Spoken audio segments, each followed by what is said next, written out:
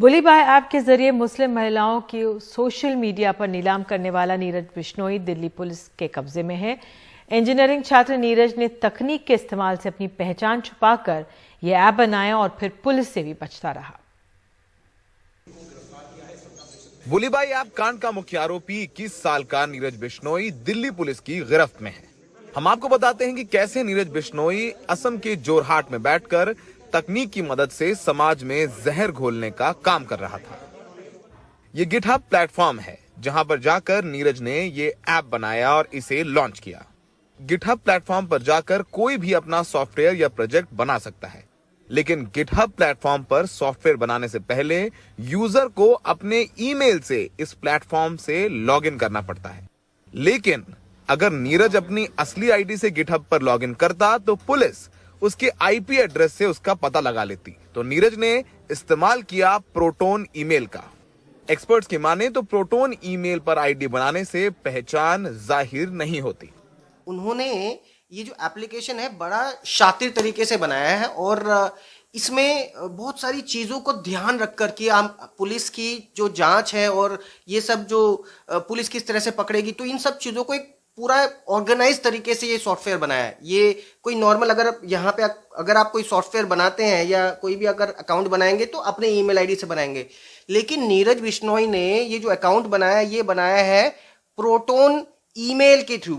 अब ये proton email क्या होता है? प्रोटोन ईमेल एक सिक्योर ईमेल होता है, सिक्योर ईमेल बोला जाता है इसको, और इसमें आया हुआ हर ईमेल इनक्रिप्टेड होता है। इनक्रिप्टेड मतलब कि वो कोई भी जांच एजेंसी उसको नहीं निकाल सकती। बिश्नोई ने गिटहब अकाउंट और प्रोटोन ईमेल एड्रेस को प्रोटोन वर्चुअल प्राइवेट नेटवर्क के जरिए बनाया और इसका एक्सेस हासिल किया।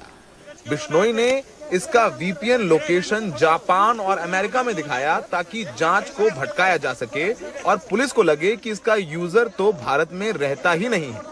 इन्होंने प्रोटोन ईमेल पे मेल बनाया और उसी ईमेल को यूज किया गिटहब में, और साथ में इन्होंने एक और लेयर ऑफ सिक्योरिटी डाल दी कि भाई कल को अगर प्रोटोन वाले भी किसी तरीके से हमारी दिल्ली पुलिस को डिटेल दे दें, फिर उसने यूज किया proton VPN, virtual private network. मतलब एक ऐसा नेटवर्क जो कि कभी जापान से आपको दिखाएगा, कभी स्विट्जरलैंड से आपको दिखाएगा, कभी आपको रशिया से दिखाएगा, तो वो अपनी जो लोकेशन है वो बार बार बदलता रहता है।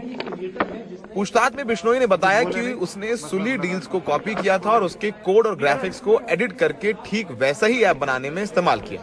बिश्नोई ने पुलिस को बताया कि उसने ट्विटर हैंडल @bulyby_ भी बनाया था। इसके अलावा उसने कुछ और फेक हैंडल्स बनाए थे गुमराह करने के लिए। बिश्नोई ने शुरुआती पूछताछ में बताया था कि वो कुछ पत्रकारों के राजनीतिक स्टैंड और रिपोर्ट से बेहद खफा था और उसने ऐसा उन्हें सबक सिखाने के लिए किया।